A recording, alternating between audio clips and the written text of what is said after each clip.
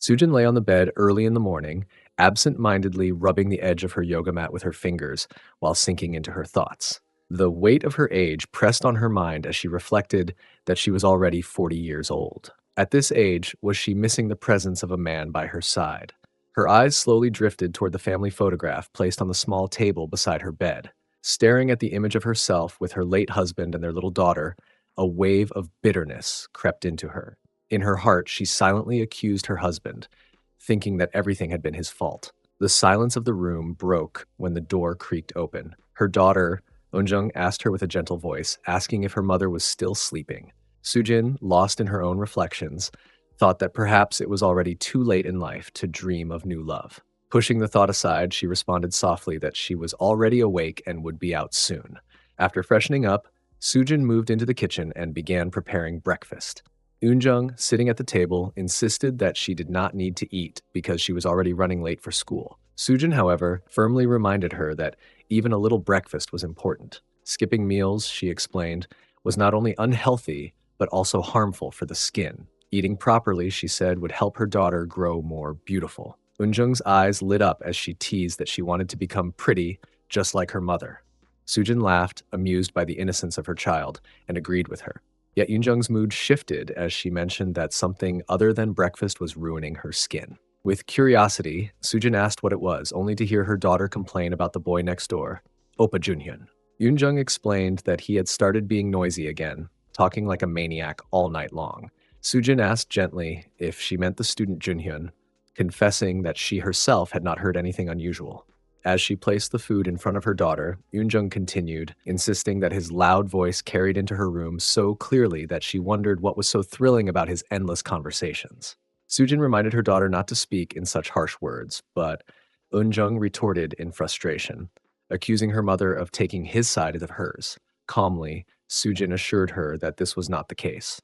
Still, her daughter urged her to say something to him so her skin could be spared the stress of sleepless nights. Sujin, amused by her daughter's earnestness, laughed and promised that if the noise continued, Eunjung should tell her again.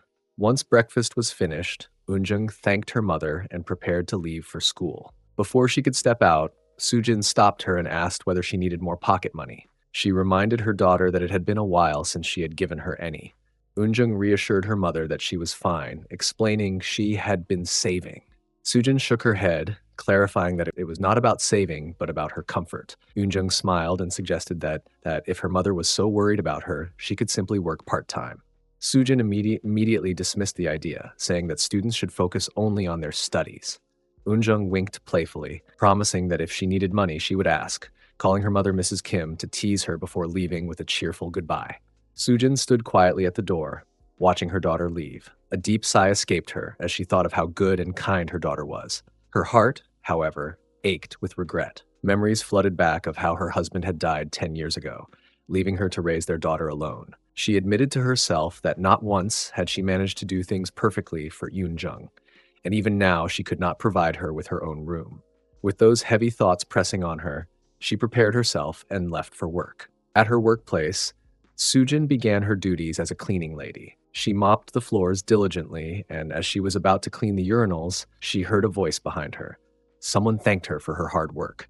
Turning, she saw President Jung standing there. He praised her, saying that ever since she had started working, the building had remained spotless.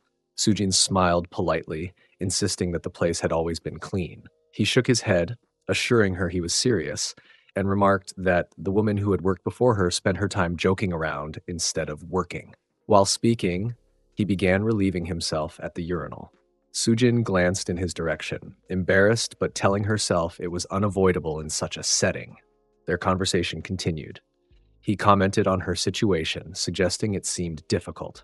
Sujin admitted that her daughter was in college and that translation work, which she had once relied on, was no longer steady. He looked at her closely and remarked that it seemed she needed a great deal of money. Sujin responded with quiet resignation, saying that many people were in the same position. Then, lowering his voice, he offered to introduce her to another job. At first, Sujin was surprised and even hopeful. She asked eagerly if he was serious, and he replied that he was telling this only to her. She pressed him to explain further, and he hinted that it might involve something unusual, but insisted it would pay twice or even 3 times more than what she currently earned. He started touching her milk jugs. As his actions grew bolder, Sujin's heart turned cold. She realized his true intentions. He reassured her that they would not harm her, that she should think about her daughter, but by then Sujin's anger had boiled over. With fury, she struck him across the face and spat curses, demanding if he wanted to die. That night, Sujin sat at her kitchen table, her head lowered onto her arms. Shame and anger burned inside her as she thought that she had created a mess. She regretted feeling pity toward him and blamed herself for not asking for more wages directly. She recalled his words, his offer to give her more money later if she stayed quiet and not to tell anything to police, and her stomach churned with disgust. Her brooding was interrupted by the familiar loud voice of a boy streaming online in the neighboring house. She heard him speaking excitedly, bragging about succeeding in a bet of 10,000 won after his broadcast. He rambled on, engaging with his viewers, promising to share more results in the next stream. Sujin listened closely, recognizing the voice as student Junhyun. Determined that she should say something before her daughter returned home, she rose from her seat. Inside his room, Junhyun finished his session, telling his audience that he would end the stream early that night and see them again tomorrow. As he took off his headset and muttered to himself, wondering what he should do next, a sudden knock echoed at his door. He opened the door and found Sujin standing there. She spoke directly, asking Junhyun if she could talk to him for a moment, but instead of responding calmly, he shut the door abruptly and raised his voice, telling her to wait for a while and that he would come out soon. Sujin stood outside, her expression showing clear annoyance, and her thoughts wandered as she reflected that, particularly on this day, he seemed unusually full of energy, almost overflowing with it. After a short pause, he opened the door again and greeted her with a polite hello, Auntie. As she looked at him, she noticed the distinct scent of youth around him, a reminder that he was still a young man. Her thoughts shifted uneasily, and she wondered it was because of the earlier incident that her mind was entertaining such strange notions. She quickly reminded herself that such thoughts were not right, that it would be more respectful to dismiss them. She then considered what her answer would have been if she had actually responded to the suggestion he had made earlier. Junhyun, meanwhile, admitted that he had been planning to find her anyway. Sujin, however, questioned silently whether she would really be able to refuse his offer regarding the yoga session. At that moment, he reached out gently and took hold of her hands. She immediately asked what he was doing, surprised by the gesture. He replied that he had a favor to ask from her. She asked him what that favor might be, but instead of giving details, he urged her to step inside first, saying it would be better to talk inside. With that, both of them walked together into his house.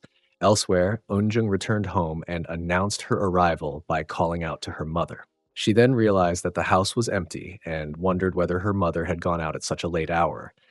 Just as she was thinking this, her mother came back in. Eunjung asked her where she had been. Her mother looked extremely tired, managed to utter only a few words saying that it was nothing, and without finishing her sentence, she quietly retreated into her room. Sujin lay on her bed, her body heavy with fatigue, but her mind restless, turning over 1,000 thoughts at once. She kept asking herself how she had been able to accept his favor so readily, a question that now seemed almost impossible to answer, that what was she getting herself into? As she tried to breathe steadily, trying to calm the racing thoughts, her daughter quietly peeking the door. Eunjung's soft gaze fell on her mother, and she noticed her unusual breathing pattern, almost like she was practicing Lamaze exercises. The sight made her pause, puzzled and worried. Sujin, lost in her own thoughts, barely noticed the presence of her daughter, still focused on the storm of emotions brewing within her. She kept thinking that when tomorrow arrived, she had no clear idea of what she would do or how she would navigate the unexpected situation. Sujin's mind, however, drifted back to a half hour earlier to the moment she had entered Junhyun's home. The memory was vivid. She had walked in cautiously, noticing every detail of his apartment. Her eyes had wandered across the room, taking in the computer setup and other personal belongings. The space seemed lively, even warm, a reflection of the man who lived there. As she observed, Junhyun appeared, holding a glass of juice. He had smiled politely and told her that he had brought something for her. Sujin had responded with a soft thank you and started drinking the juice, commenting casually on the heat of the day outside. Her attention had then been drawn to milk jugs. Curiosity overcame her, and she asked him what favor he wanted from her. Junhyun had hesitated, pausing for a moment before speaking. Sujin noticed the hesitation and gently encouraged him to speak freely, assuring him that whatever the favor was, she would listen. Watching him closely, she realized how strikingly good-looking he was, which made her feel slightly self-conscious but also intrigued. His eyes searched hers, seeking understanding, and finally, he spoke. He admitted that it was a difficult favor to ask, but he mustered the courage to continue. Sujin urged him to speak plainly, insisting that she wanted to know what it was. He finally confessed, almost in a whisper, that he wanted her to date him, just for tomorrow. The words struck her so suddenly that the juice she was drinking nearly spilled from her mouth. She choked slightly, her body reacting involuntarily to the shock. Panicked, Junyun asked if she was okay, thinking perhaps the juice had gone bad. Sujin coughed and gasped for air, quickly requesting water. He immediately offered to fetch it for her, but she insisted she could get it herself. As she stepped forward, however, she slipped on the spilled juice and fell to the floor. Junhyun's face turned pale with panic. He bent down quickly, asking if she had hurt herself. Sujin waved him off, insisting she was fine, though her heart raced from the fall and the earlier shock. He then spoke honestly, revealing that he was actually single and that everyone he knew teased him for it. To escape their jokes, he had fabricated the story of dating someone, and the only person he could think to ask for help was her. Sujin, taken aback, asked if he had really told them it was her. He admitted he had, confessing that he had no other choice. The revelation made her question why he had chosen her, reminding him of the considerable age difference between them. Junhyun's explanation was simple. She was the only woman he knew, and he would be satisfied if she merely acted as his girlfriend for one day. Sujin stared at him, conflicted. She thought, could this request mean so much to him? She hesitated, weighing her moral compass against the evident importance of this favor. Just then, she heard a faint, unusual sound and noticed an artificial purple protein bar lying on the counter. Surprise and curiosity bubbled up inside her. She questioned him about it, expecting some rational explanation. Junyun quickly clarified that it was a misunderstanding, insisting he had no personal use for it and intended to use it only during his streaming sessions.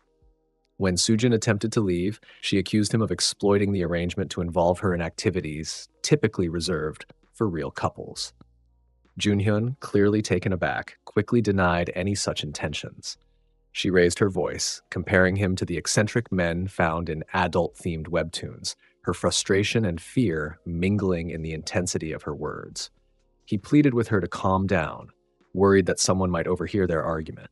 Tears filled Sujin's eyes as she reminded him that she was a wife and a mother, with a daughter nearly his age.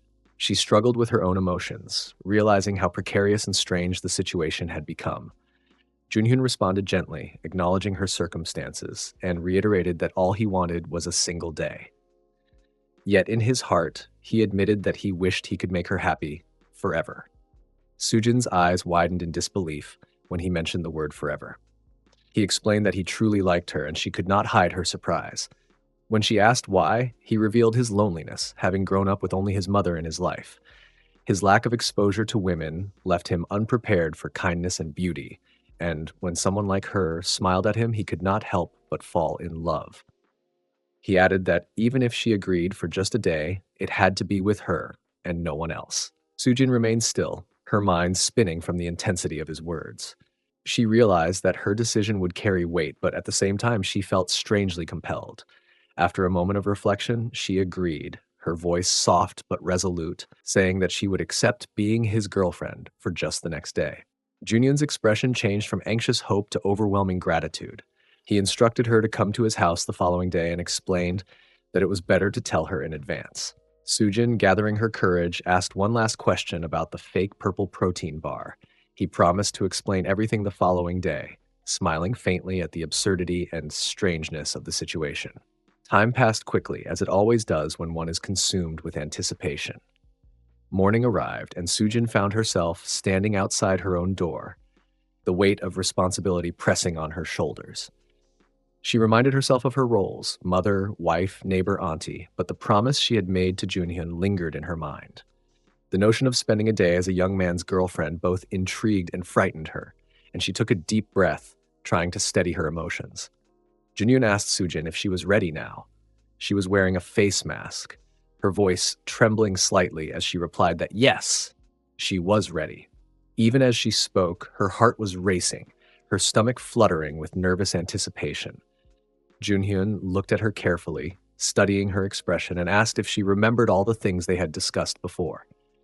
She nodded, trying to steady herself, assuring him that she remembered every detail, though inwardly she felt a nervous tension tightening her chest. With that, Junhyun started his computer and launched the streaming platform. Slowly, the interface flickered to life, and viewers began joining, their avatars and messages appearing in real time.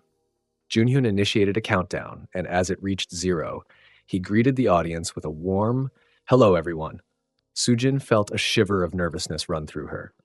Sitting beside him, she thought to herself that there was no turning back now.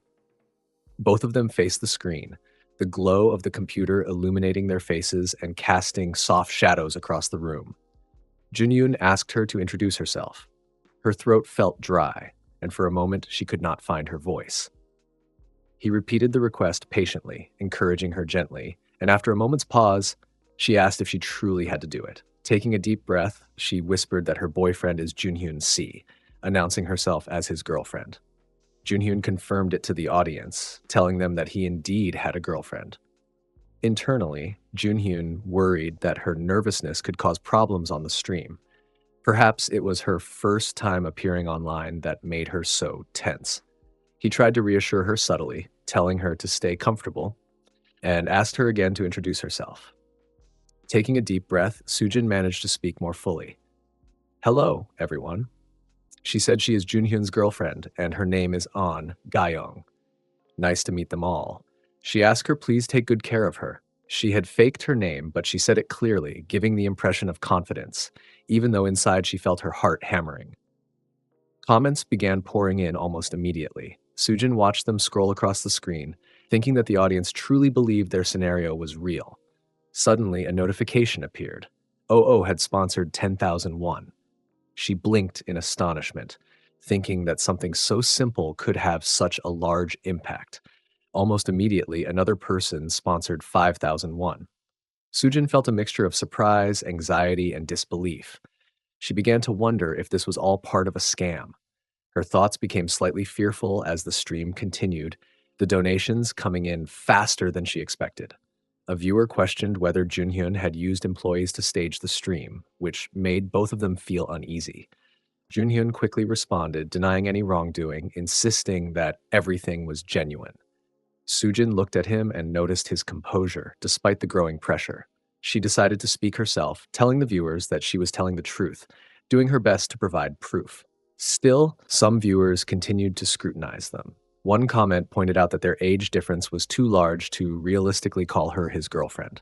Sujin felt a flush of embarrassment and annoyance, while Junhyun, though slightly embarrassed, addressed the comment directly. He explained that yes, there might be an age difference, but genuine feelings cannot be bound by numbers. Hearing his courage and sincerity, Sujin felt a mix of surprise and admiration, thinking to herself how remarkable it was that he could face the audience so confidently. Then, one viewer provocatively suggested that they kiss to prove their relationship. Junhyun was stunned, nearly shouting, insisting that it was far too soon.